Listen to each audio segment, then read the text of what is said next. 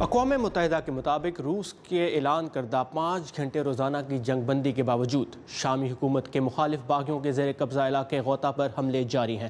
اس سے پہلے ہفتے کے روز اقوام متحدہ کی سیکیورٹی کونسل نے شام بھر میں 30 دن کی جنگ بندی کی قرارداد بھی منظور کی تھی۔ گزشتہ ایک ہفتے میں شام اور اس کے حامی روس کی افواج کے حملوں میں اب تک 500 سے زائد افراد کے ہلاک اور سینکڑوں کے زخمی ہونے کی اطلاعات ہیں۔ مزید تفصیلات لیں گے ندیم یعقوب سے۔ ندیم، ہو کیا رہا ہے شام میں اس وقت؟ روس نے اعلان کیا ہے کہ وہ جرمنی اور فرانس کے اصرار پر غوطہ میں کچھ عرصے کے لیے جنگ بندی کرے گا۔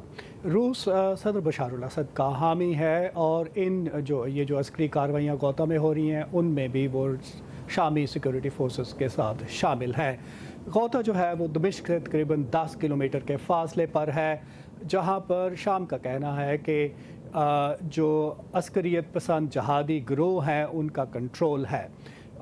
کچھ اہم جو بڑے گروہ ہیں جیسے فلک الرحمان اور جیش اسلامی، سمجھا جاتا ہے کہ غوطہ ان کا گھر ہے، اور ذرائع ابلاغ کی اطلاعات کے مطابق ان دونوں گروہوں کو سعودی عرب اور قطر کی حمایت حاصل ہے۔ اس کے علاوہ کچھ اور گروہ بھی وہاں پر متحرک ہیں، اور شام چونکہ اب وہاں پر داعش کا خاتمہ ہو گیا، کہا جاتا ہے کہ داعش سے خالی کروا لیا گیا ہے، تو بشار الاسد چاہتے ہیں کہ ان علاقوں کو ان گروہوں سے خالی کروا کے، جہادی گروہوں سے خالی کروا کے وہاں پر کنٹرول قائم کیا جائے۔ تو ندیم، اگر یہ جنگ بندی ہو جاتی ہے اور نافذ عمل ہوتی ہے تو اس کا شام کے دوسرے علاقوں پر کوئی اثر پڑے گا، جیسے کہ افرین جہاں پر پہلے حملے ہوتے رہے ہیں؟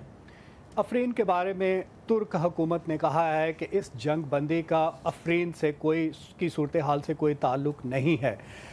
ترکی جو ہے وہ گزشتہ 5 ہفتوں سے جو سرحدی علاقہ ہے افرین، وہاں پر کرد ملیشیا کے خلاف عسکری کارروائیوں میں مصروف ہے، اور ترک حکومت کا کہنا ہے کہ کرد جو YPG گروہ ہے وہ ان کے لیے خطرہ ہے، اس لیے وہ ان کے خلاف کارروائیاں کر رہا ہے۔